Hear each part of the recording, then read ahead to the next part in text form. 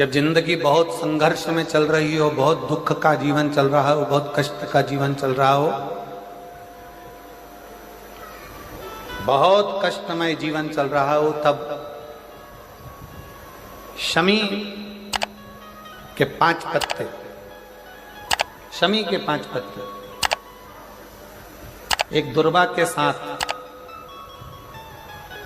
एक अक्षत चावल का एक दाना, वो भी हल्दी में भिंगोया हुआ हो या केसर में भिंगोया हुआ हो,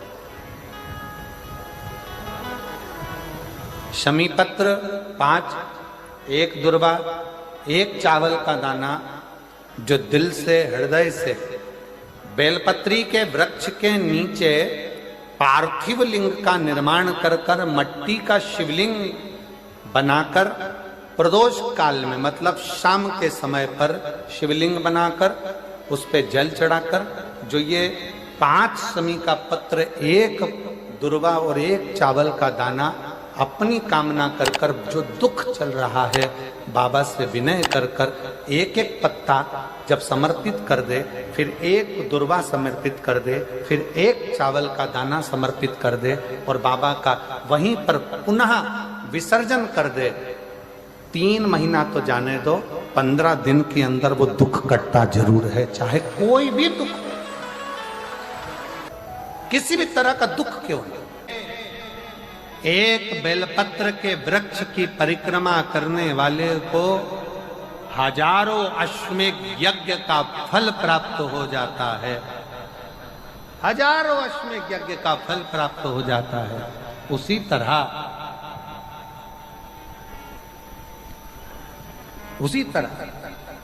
एक पार्थिव लिंग का निर्माण करने वाले को, मिट्टी का शिवलिंग का निर्माण कर कर पूजन करने वालों को 12 ज्योतिर्लिंग के शिवलिंग के दर्शन का पुण्य फल प्राप्त। बहुत ध्यान लगाकर सुनिएगा। एक बेलपत्री और उस बेलपत्री में एक चंदन की बिंदी और एक अक्षत का दाना मात्र रखकर भी अगर शिवालय पर चढ़ा दी जाती है, एक बेलपत्री, एक चंदन का बिंदी, और चंदन फिर निवेदन करेंगे। आज के जमाने में तुम लोग सब घिसा घिसाया, पड़ा पड़ाया, डब्बी का सामान ले लेकर, वो नहीं, चंदन की मुठिया रखो, थोड़ा सा भी घिसो, जरा सा भी घिसो, उसकी एक बिंदी और एक चावल का दाना जब हम भगवान देवादिदेव महादेव को समर्पित करते हैं, अपनी कामना कर कर समर्पित करते हैं, तो निश्चितता है, पुराण की कथा कहती है, शंकर भगवान उसका फल शीघ्र प्रदान कर देते हैं। भले आपने कुछ करा ना करा, उसका फल तुम्हें मिल जाए। में जाना, लोटा भरकर जल समर्पित करना, और कभी तुम्हारे जीवन में अगर तुमको लग रहा है कि मैं दुखों से पीछा छूट ही नहीं रहा, तब उस जगह पर बेलपत्री के मध्य भाग में पीला चंदन, ये जो पत्ती है और ये 2 पत्ती हैं, ये बड़ी पत्ती और ये बीच की जो 2 पत्ती हैं, इसके बीच में जो डंडी का भाग रहता है, जो बीच में डंडी का जो भाग है, बड़ी पत्ती और ये 2 छोटी पत्ती के मध्य में जो डंडी का भाग है, उस डंडी के भाग में पीला चंदन और एक अक्षत पीला, शंकर भगवान को आप अगर प्रदोष काल में समर्पित कर रहे हैं, तो ये निश्चित है कि धीरे धीरे कर कर वो दुख समाप्त होगा, वो दुख कटेगा ही। प्रगट वर्णन किया गया शंकर भगवान की आराधना में, शिव की आराधना में, जब तुम्हें लगता है कि तुम्हारा व्यापार नहीं चल रहा, कोई तुम्हें धोखा दे रहा है, लक्ष्मी नहीं आ रही, बहुत चिंता में पड़े हुए हो, बहुत टेंशन में जिंदगी चल रही है, बहुत बीमारियां तुमको घेर ली है और चारों तरफ अंधेरा ही अंधेरा नजर आ रहा है, तुमने विचार करा अब मैं तो मर जाऊं तो अच्छा, मैं सुसाइड कर लूं तो अच्छा, मैं मर जाऊं तो अच्छा, तो मरने से पहले एक काम कर कर देखना, शंकर भगवान की आराधना कर कर देखना, शिव पर एक लोटा जल चढ़ा कर देखना, और ज्यादा चिंता, ज्यादा टेंशन हो तो बेलपत्री के जड़ को घिसकर उसका चंदन बनाकर शंकर को लेपन कर कर उसकी भी आराधना कर कर देखना कि बेल चंदन का फल क्या है। बेलपत्र, एक बेल, ये कोई साधारण नहीं, एक बेलपत्र एक बेल, ये कोई साधारण नहीं, एक बेल। इसकी नीचे की डंडी से लेकर ये दो पत्तियां जहां लगी हैं और दो पत्ती से लेकर ये बीच की जो पत्ती है उसमें जो गैप है, उसमें जो जगह है, दिख रही है आपको? ये दो पत्ती से लेकर बीच की पत्ती के बीच में जो जगह खाली रहती है, 33 कोटि देवी देवताओं विराजमान रहते हैं बीच की जगह में।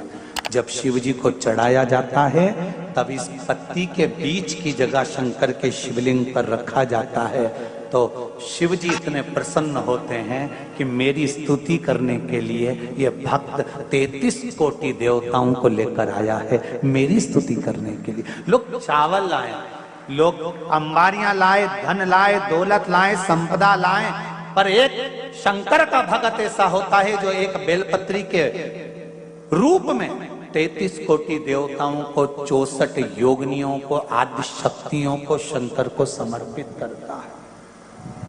कितना सुंदर संवाद है, कितना सुंदर बात कही कि भूल से भी किसी तीर्थ में नहीं गए,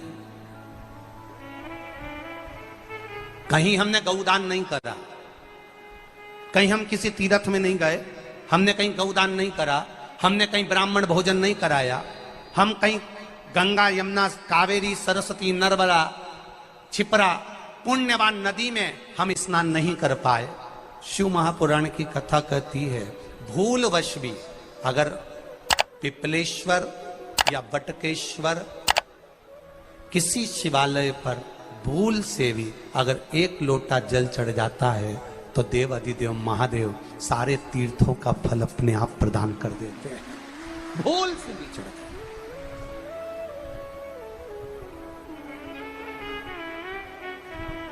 एकांतेश्वर महादेव किसी तीर्थ में नहीं गए, कहीं हमने गौदान नहीं करा, कहीं हम किसी तीर्थ में नहीं गए, हमने कहीं गौदान नहीं करा, हमने कहीं ब्राह्मण भोजन नहीं कराया, हम कहीं गंगा यमुना कावेरी सरस्वती नर्मदा छिपरा पुण्यवान नदी में हम स्नान नहीं कर पाए। शिव महापुराण की कथा कहती है भूलवश भी अगर पिपलेश्वर या बटकेश्वर किसी शिवालय पर भूल से भी अगर एक लोटा जल चढ़ जाता है तो देव अधिदेव महादेव सारे तीर्थों का फल अपने आप प्रदान कर देते हैं। भूल से भी चढ़,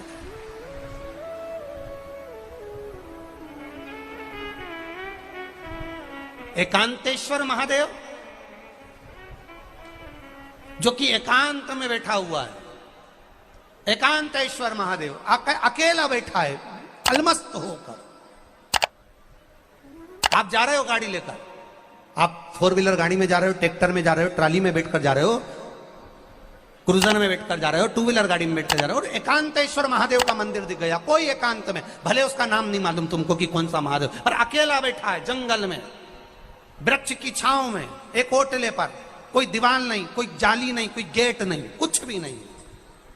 ये शिव मंदिर में जाकर एक लोटा जल समर्पित करती थी, और शास्त्र कहता है कि शंकर के मंदिर में अगर एक लोटा जल कोई एक परिवार का व्यक्ति भी समर्पित कर रहा है तो समझ लेना कि वो अपनी 71 पीढ़ी को पार लगा रहा है। वो अकेला नहीं, 71 पीढ़ी को पार लगा रहा है। शिव महापुराण की कथा कहती है जब बच्चा गर्भ में आता है, माता के गर्भ में जब संतान आती है और माता के गर्भ में जब संतान रहती है, उस 9 महीने में स्त्री नारी अगर कहीं शंकर के मंदिर के सामने से निकल जाए, या शिवालय का जल स्त्री को मिला हो, या शंकर भगवान का कोई प्रसाद, या शंकर भगवान का कोई नाम जाप, या शंकर भगवान का कोई मंत्र जाप उस स्त्री के कानों में पहुंच जाए, तो जो गर्भ में बच्चा होता है वो बच्चा शंकर की कथा तक या शिवालय तक उसको बिना बोले ही वो अपने आप चला ही जाता है, पहुंच ही जाता है। उस गर्भ में रहने वाले बच्चे को भगवान शंकर के मंदिर के सामने से भी कोई गर्भवती स्त्री निकल कर चली जाती है तो उसका भी फल उसको प्राप्त हो जाता है। उसका भी फल उसको प्राप्त हो जाता है।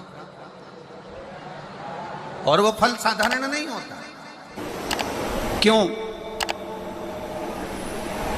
बेलपत्री को जब भी चढ़ाया जाता है तो पीछे की डंडी पकड़कर नहीं चढ़ाया जाता।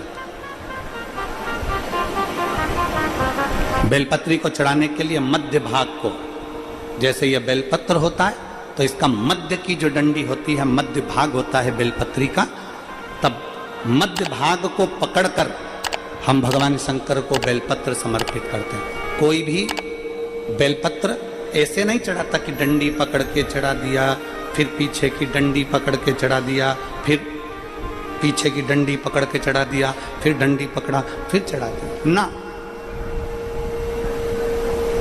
मेरे देवादिदेव महादेव को जब भी बेलपत्र चढ़ाया जाता है तो मध्य भाग,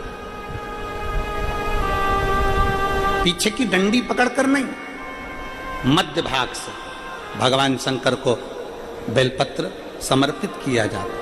मध्य भाग से जब भी पकड़ेंगे तो मध्य भाग को पकड़कर बेलपत्र समर्पित करेंगे। क्यों?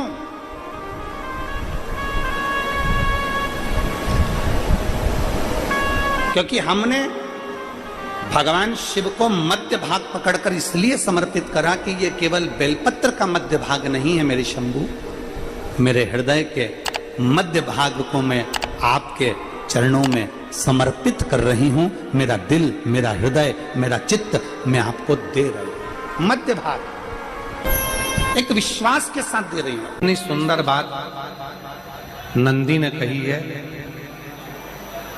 नंदी ने ये बात जो कही वो वास्तव में बड़ी सुंदर है कि मान लो यदि कोई कार्य तुम्हारा हो नहीं रहा और पूरी दुनिया में तुमने कर कर देख लिया, बहुत प्रयास कर कर देख लिया, तो भी वो कार्य अगर तुम्हारा नहीं होता, तो फिर एक काम करो कि शिव की स्तुति करो, शंकर की स्तुति, शंकर का गुणगान, शंकर की भक्ति, शंकर का स्मरण।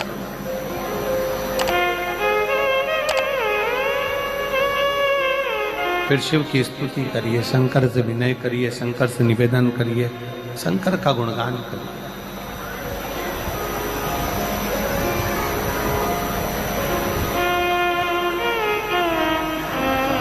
पर भगवान की भक्ति होती कब? जितने आस्था चैनल पर कथा सुन रहे हैं, जितने फेसबुक यूट्यूब पर कथा सुन रहे हैं, जितने पंडाल में बैठकर शिव भक्त कथा को रसपान कर रहे हैं, उनसे निवेदन करूंगा कि शंकर की भक्ति होती कब है? शंकर का स्मरण कब होता है? शंकर की भक्ति कब होती है? शंकर की कथा सुनने में मन कब लग सकता है?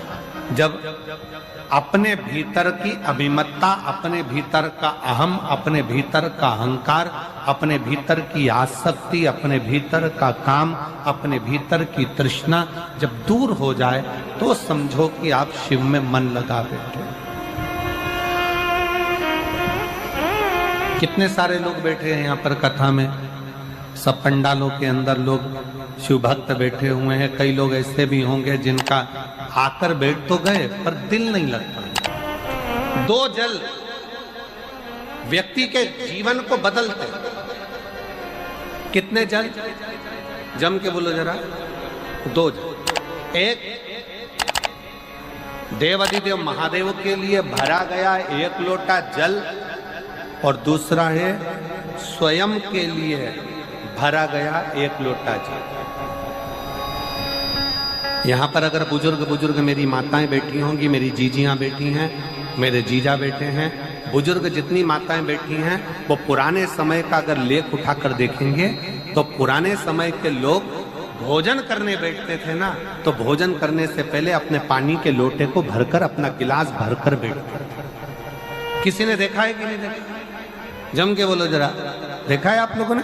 पुराने समय के लोग जब भोजन करने बैठते थे, पुराने समय के लोग जब भोजन करने बैठते थे तो अपना पानी का गिलास, अपना पानी का लोटा पहले भरकर आसन लग जाता था। बहू आसन लगा देती थी, बहू खाना बना देती थी, घर की पत्नी खाना बना देती थी, भोजन बना देती थी, घर के लोग भोजन दे देते थे। थाली कोई भी लगा कर ला कर दे, थाली कोई सजा कर ला कर दे, पर घर का जो व्यक्ति खाना खाने बैठता था, भोजन करने बैठता था, वो अपना पानी स्वयं भर कर बैठता था।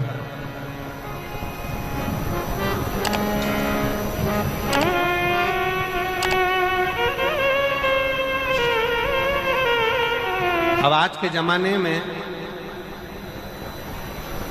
दुनिया के लोग कहते हैं मैं दुकान चला रहा हूं, दुनिया के लोग कहते हैं मैं घर चला रहा हूं, दुनिया के लोग कहते हैं मैं ये कर रहा हूं। तुम अपना खुद का पानी भरकर तो बैठ नहीं रहे और कह रहे हो कि घर चला रहा हूं। स्वयं का एक गिलास पानी व्यक्ति नहीं भर पा रहा। कितना सुंदर कहा है महाराज जी, बहुत सावधानी से सुनिएगा। दो जगह का जल व्यक्ति के जीवन को बदल देता है। एक शिव के लिए भरा गया जल और दूसरा स्वयं के लिए भरा गया जल। स्वयं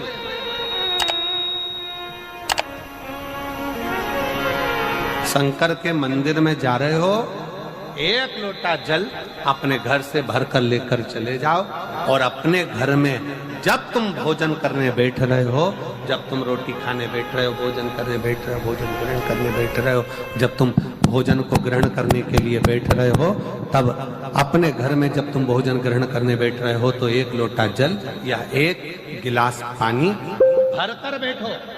बहू अच्छी है, पानी भरेगी, मना नहीं है। बेटा अच्छा है, पानी भरेगा, मना नहीं है। पोता अच्छा है, पोती अच्छी है, नाती अच्छा है, पंती अच्छा है, घर में सब अच्छे। तुम्हारी पत्नी भी अच्छी है, तुम खाना खाओगे तो वो पानी ला कर दे देगी। तुम्हारी बहू भी अच्छी है, तुम भोजन करोगे तो वो पानी ला कर दे देगी। तुम्हारा परिवार का हर व्यक्ति अच्छा है, तुम्हारा कहना मानता है। तुम जिमने बैठोगे, भोजन करने बैठोगे तो वो पानी ला कर देगा। पर शिव पुराण की कथा कहती है, जो व्यक्ति भोजन करते समय अपना जल स्वयं भरकर बैठता है, उसकी जिंदगी में से 3 रोग समाप्त हो जाते हैं। कितने रोग समाप्त हो जाते हैं? 3। पहला, अपना जल स्वयं भरकर बैठने वाले के घुटने का कभी भी डॉक्टर उसके घुटने बदलने का बोलेगा ही नहीं, घुटना बदल ही नहीं सकता। स्वयं का जल भरकर बैठे। दूसरे नंबर पर, जिसकी रीढ़ की हड्डी में कमर से लेकर कंधे तक जिसकी हड्डी में दर्द होता हो, या जो सुबह सुबह सोकर उठता हो और उसके कंधे दुखते हो या पीठ दुखती हो। दूसरे नंबर का रीढ़ की हड्डी का दर्द। और तीसरे नंबर का, डॉक्टर को दवाई खा खा कर परेशान हो गए और आधा सिर का रोग, भुकुटी, ये भौएं दुखती हो, सिर दुखता हो, ये कान के पास का दर्द होता हो, तो अपना भोजन करते समय अपना पानी स्वयं भर कर बैठो। आपको ये 3 रोग से मुक्ति अपने आप मिलना प्रारंभ है, अपने आप। अब किसी ने कहा, गुरुजी पत्नी पानी ला कर देती है, पति पानी ला कर देता है, बेटा पानी ला कर देता है, बहू पानी ला कर देती है, पोता पोती पानी ला कर देते हैं, नाती पंती पानी ला कर देते हैं, नौकर लगे घर में वो पानी ला कर देते हैं, सेवादार लगे घर में वो पानी ला कर देते हैं, तो हमको पानी लाना क्यों जरूरी है? तो अग्नि पुराण में वर्णन आता है कि जो घर में पानी जिस मटके में भरते हो, जिस हंडे में भरते हो, जिस बाल्टी में भरते हो, जिस टंकी में पानी भरते हो, पीने का पानी जिस हंडे में, मटके में, बल्टोई में, जिस गगरे में तुम भरते हो, वो स्थान पितरों का स्थान रहता है। जब हम पानी भरकर भोजन करने बैठते हैं तो हमारे पितर भी उस स्थान पर आकर निश्चित जगह पर बैठते हैं, और जब हम भोजन ग्रहण करते हैं तो हमारे पितरों के भाव का आशीर्वाद हमारे ऊपर पड़ जाता है, जिससे हमारे 3 दर्द समाप्त हो। स्वयं भरो, स्वयं।